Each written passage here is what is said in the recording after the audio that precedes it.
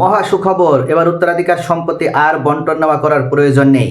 অনেকেই মনে করে যে বাটোয়ারা দলিল ছাড়া হয়তো উত্তরাধিকার সম্পত্তি নামজারি করা যাবে না। এবার তাদের জন্য সুখবর প্রদান করা হয়েছে বাংলাদেশ সরকারের পক্ষ থেকে। উত্তরাধিকার ভাবে যারা সম্পত্তির মালিকানা লাভ করেছে এবং যৌথ খতিয়ানের ভিত্তিতে যারা মালিকানা লাভ করেছে তাদের জন্য বন্টন নেওয়া দলিল বাধ্যতামূলক করা হয়েছিল। এমনকি বিগত সরকারের সময় 2023 সালে এই বন্টন নেওয়া দলিল অনুযায়ী যারা নামজারি না করেছে তাদের আবেদন রিজেক্ট করে দেওয়া হয়েছে, বাতিল করে দেওয়া হয়েছিল। অন্তর্বর্তীকালীন সরকার ক্ষমতার সময়ও কিন্তু এই বন্টন নেওয়া দলিল বাধ্যতামূলক ছিল। কোনো ব্যক্তি চাইলেই বাটোয়ারা দলিল ছাড়া পারিবারিক সম্পত্তি যেমন নিজেদের মধ্যে তারা ভাগ বটারা করে নিতে পারেনি সুষ্ঠুভাবে আইনগতভাবে, ঠিক তেমনইভাবে একক মালিকানার ভিত্তিতে কেউ নামজারি করে নিতে পারেনি। এবার তাদের জন্য অবশেষে সুখবর, এখন আপনি চাইলেই এই বাটোয়ারা দলিল ছাড়াই অর্থাৎ বন্টন নেওয়া দলিল ছাড়াই নামজারি করে নিতে পারবেন। এই সুযোগটি অবশেষে সরকারের পক্ষ থেকে প্রদান করা হয়েছে। ইতিমধ্যে আমরা জানি যে বাংলাদেশের ভূমি মন্ত্রণালয়ের দায়িত্ব রয়েছে সাহসী ব্যক্তিত্ব মিজানুর রহমান মিনু, এবং তার নির্দেশনায় এই ভূমি মন্ত্রণালয়কে আমূল পরিবর্তন করা হচ্ছে।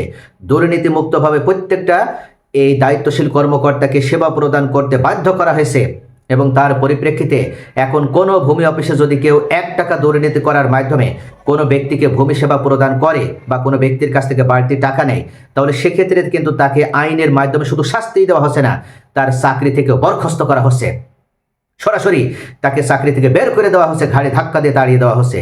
অর্থাৎ কোনোভাবেই ইতিমধ্যে আপনারা হয়তো এতদিন বিশ্বাস করেনি, কিন্তু এখন দেখতে পাচ্ছেন যে কিভাবে গাজীপুর জেলার শ্রীপুর থানাতে একটা ভূমি অফিসের নায়েব থেকে শুরু করে তহসিলদার থেকে শুরু করে প্রত্যেকটা দায়িত্বশীল কর্মকর্তাকে বরখাস্ত করে দেওয়া হয়েছে। এমনকি তাদেরকে এক জায়গা থেকে আরেক জায়গায় ট্রান্সফার করা হয়নি, তাদেরকে বরখাস্তই করে দেওয়া হয়েছে।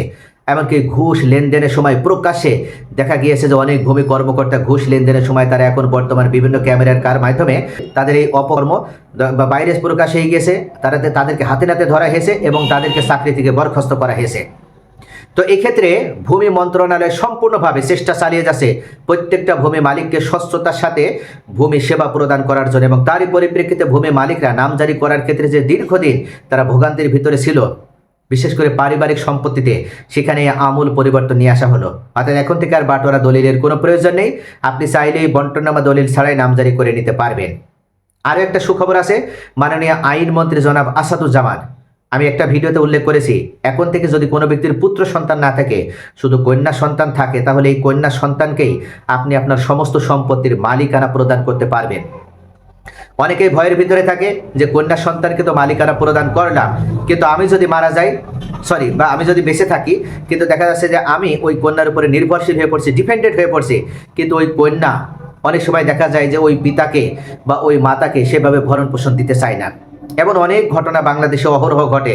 যেমন কিছুক্ষণ আগের একটা ঘটনা, একজন ব্যক্তি তার ছেলের বিরুদ্ধে মামলা করার জন্য থানায় গিয়েছে এবং সেই থানার সিঁড়িতে তিনি মারা গিয়েছেন। অর্থাৎ তার ছেলে তার বিরুদ্ধে এতটা অত্যাচার করে, নির্যাতনের স্টিম রোলার পরিচালনা করেছে, মানসিকভাবে তিনি ভেঙে পড়েছিলেন, তার শরীরে ক্ষত বিক্ষত হয়ে গেছে এবং অবশেষে তিনি থানায় পর্যন্ত পৌঁছাতে পেরেছেন, তারপরে তিনি মারা গিয়েছেন। এমন অনেক ঘটনা আছে বাংলাদেশে। আমরা নামে মুসলিম হতে পারি, কিন্তু আমাদের কর্মকাণ্ড সম্পূর্ণ অমুসলিমের মতন নিষ্ঠুরতায় ভরা। আর যে কারণে এবার সরকার আইন নিয়ে আসে যে আপনি আর কাউকে ট্র্যাপে ফেলে কোনো ব্যক্তিকে আপনি ভিকটিম করে তার উপর অত্যাচার করতে পারবেন না। আপনার পিতা আপনাকে সম্পত্তি প্রদান করছে, আপনার সিকিউরিটি হিসেবে আপনাকে সম্পত্তি প্রদান করছে, যেন ওই ব্যক্তি মারা যাওয়ার পর সমস্ত সম্পত্তি আপনি পান। অনেক সময় দেখা যায় যে ওই কন্যা বা ওই মেয়ে সন্তান সম্পত্তি লাভ করার পর সে আবার কি করে, ওই পিতাকে বা মাতাকে অবহেলা করা শুরু করে। এটা আর সে করতে পারবে না। আর যে কারণেই এমন একটা সিস্টেম আছে যে কন্যাকে আপনি সম্পদ দেবেন, কিন্তু ওই সম্পদ আপনি আবার জীবদ্দশায় সম্পূর্ণভাবে আপনি ভোগ দখলে রাখতে পারবেন, বিক্রি করতে পারবেন, এমনকি আপনার অনুমতি ছাড়া আপনার ওই কন্যা সন্তান বিক্রি করতে পারবে না। এভাবে সিস্টেম করা হচ্ছে, এমন বন্দোবস্ত প্রদান করা হচ্ছে। আইনমন্ত্রী এই বিষয়টি ইতিমধ্যে ইজমার মাধ্যমে আলেম ওলামাদের সাথে মত বিনিময় করে, হকপন্থী আলেমদের সাথে মত বিনিময় করার মাধ্যমে, ঠিক 1961 সালে যেভাবে আইয়ুব সরকার মুসলিম পারিবারিক আইনের মাধ্যমে পিতার পূর্বে সন্তান মারা গেলে ওই সন্তান যদি কোনো প্রতিনিধি রেখে যায়, তাহলে তার প্রতিনিধিরা তিনি জীবিত থাকলে যে পরিমাণ সম্পত্তি তার পিতার কাছ থেকে পেত, সেই পরিমাণ সম্পত্তি সম্পূর্ণ পাবে। এই আইনটা পাশ করেছিলেন। সেম একইভাবে আবার এই আইনমন্ত্রী উদ্যোগ গ্রহণ করছে। এখন দেখা যাক উনি কবে নাগাদ সফল হতে পারে। তবে আজকে যে গুরুত্বপূর্ণ পয়েন্ট সেটা হচ্ছে, বন্টননামা দলিলের ক্ষেত্রে আপনার আর কোনো বাধ্যবাধকতা থাকলো না, আপনার যে বাটোয়ারা করতে হবে তা কিন্তু নাই। অনেক সময় দেখা যায় আপনি পারিবারিক সম্পত্তির মালিক, আপনি কোন দিকে কতটুকু সম্পত্তির মালিক এটা নির্দিষ্ট করতে না পারার কারণে আপনি যখন নামজারির জন্য আবেদন করেন, তখন এসিল্যান্ড সাহেব আপনার নামজারি আবেদন খারিজ করে দেয়, রিজেক্ট করে দেয়। আপনার নামজারি আবেদন অ্যাকসেপ্ট করে না। আপনি নামজারির জন্য যে ডকুমেন্টসগুলো প্রয়োজন সেগুলো দেন। অনেক সময় দেখা যায় অনেকে জানে না যে নামজারি আবেদনের জন্য কী কী ডকুমেন্টস লাগবে। যদি পারিবারিক সম্পত্তি নামজারি করতে হয় তাহলে সেক্ষেত্রে কিন্তু অবশ্যই আপনি যে ব্যক্তির পক্ষ থেকে নামজারির জন্য আবেদন করছেন সেই ব্যক্তির সাথে আপনার সম্পর্কটা কী এটা আপনাকে প্রমাণ দেওয়ার জন্য একটা ওয়ারিশান সনদ লাগবে। এবং এই ওয়ারিশান সনদটি অবশ্যই এখন এফিডেভিট হওয়া লাগবে। একজন অভিজ্ঞতা সম্পন্ন আইনজীবীর কাছ থেকে এটা এফিডেভিট করে নিতে হবে। এরপরে আপনি যে ব্যক্তির জমি নিজের নামে নামজারি করে নিতে চাচ্ছেন সেই ব্যক্তি কোন কোন দাগে দাগে কতটুকু সম্পত্তির মালিক, অর্থাৎ কিভাবে তিনি মালিক হয়েছে এটা প্রমাণ দেওয়ার জন্য অবশ্যই মালিকানার সকল লিগাল ডকুমেন্টসগুলো আপনাকে অ্যারেঞ্জ করতে হবে। আপনি মালিকানার সকল লিগাল ডকুমেন্টসগুলো অ্যারেঞ্জ করবেন। অ্যারেঞ্জ করার মাধ্যমে আপনি এই মালিকানার তথ্যগুলো আপনি প্রদান করবেন। এরপরে সর্বশেষ আপনার এলাকায় যে রেকর্ড হয়েছে সেই রেকর্ডের যে খতিয়ান সেই রেকর্ড খতিয়ানও আপনার প্রয়োজন হবে। এমনকি আপনার পিতা জীবিত থাকাকালীন যদি খাজনা প্রদান করে তাহলে সেই খাজনা প্রদানের যে দাখিলা সেটা নেবেন, কিন্তু আপডেট যে সাল অর্থাৎ যে সালটা রানিং মনে রাখবেন ওই পূর্বের খাজনার যে দাখিলা ওটা দিয়ে হবে না। আপনি আবার আপনার পিতার পক্ষে বা আপনার মায়ের পক্ষে আপনি যার পক্ষের ওয়ারিশ হিসেবে ওই জমি নিজের নামে নামজারি করতে চাচ্ছেন তার পক্ষে আবার আপনি ওই সম্পত্তির নামজারির জন্য আবেদন করবেন, এই খাজনা প্রদান করবেন। যখন খাজনা প্রদানের দাখিলা পাবেন চলতি সালের তখন আপনি এই ডকুমেন্টসগুলো নিয়ে আপনি নামজারির জন্য আবেদন করবেন। এসিল্যান্ড সাহেব আপনার নামজারি আবেদন মঞ্জুর করবেন। তবে এখানে একটা শর্ত আছে।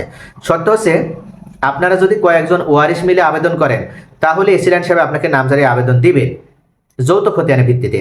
আপনারা নামজারি করে নেবেন, আপনাদের নামজারি খতিয়ান প্রদান করা হবে এবং আপনি একটা নামজারি খতিয়ান প্রাপ্তি হবেন এবং সেই নামজারি যে খতিয়ানটা সেই নামজারি খতিয়ানটা হবে যৌথ খতিয়ান। এখানে মনে রাখতে হবে এই যৌথ খতিয়ানে আপনাদের সকল ওয়ারিশের নাম থাকবে, আপনাদের সকল ভাই বোনের নাম থাকবে। প্রত্যেক ভাই বোন এমনকি আপনার মা যদি নামজারি করে সেক্ষেত্রে তার নামজারিও থাকবে, নাম থাকবে। কে কতটুকু অংশ পাচ্ছেন সেটা একেবারে স্পেসিফিকলি উল্লেখ করে দেওয়া থাকবে। তাই এখানে কেউ ঠকে যাবে এ ধরনের কোনো ভয় থাকবে না। এই নামজারিটা করে নিলে সুবিধা কি? অনেক সময় দেখা যাচ্ছে যে আপনারা সকল ওয়ারিশ আপনাদের ভিতরে আপনারা বাটোয়ারা করেননি, কিন্তু অনেক সময় দেখা যায় যে কারো জমি বিক্রয় করার দরকার আছে।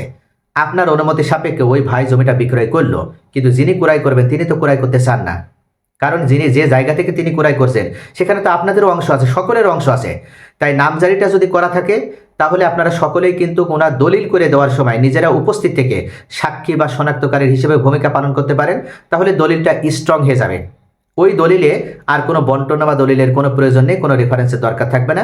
সকল ওয়ারিশ মিলে আপনারা কিন্তু একজন বিক্রেতা আর আপনারা উপস্থিত সাক্ষী হিসেবে এই জমিতে যদি ওই দলিলে যদি আপনারা নিজেদের নাম অন্তর্ভুক্ত করেন তাহলে কিন্তু পরবর্তীতে আপনাদের ওয়ারিশেরা ওই জমির উপরে মালিকানা দাবি করতে পারবে না বা যিনি ক্রয় করছেন তারও আর জমির মালিকানা নিয়ে কোনো সময় চিন্তা করা লাগবে না।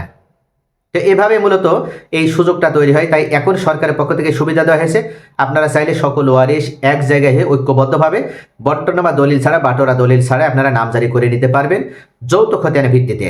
তবে যখন আপনারা নামজারির জন্য আবেদন করবেন আমি যে ডকুমেন্টসগুলোর কথা বললাম এই ডকুমেন্টসগুলো আপনারা অ্যারেঞ্জ করবেন এবং পাশাপাশি আপনারা অবশ্যই নামজারি যখন করবেন তখন একটা সঠিক ওয়ারিশান সনদটি আপনারা প্রদান করবেন। এইভাবে নামজারি করে নিতে পারলে আপনাদের জমি আপনারা নিশ্চিন্তে নিজেদের যেমন দখলে রাখতে পারবেন, ঠিক তেমনইভাবে আইনগতভাবে আপনাদের জমি কিন্তু স্ট্রং হয়ে যাবে। এমনকি নতুন যে বিডিএস রেকর্ড আছে বাংলাদেশ ডিজিটাল সার্ভে, ডিজিটাল সার্ভেতে আপনারা নিশ্চিন্তে ওই জমি নিজেদের নামে রেকর্ড করে নিতে পারবেন।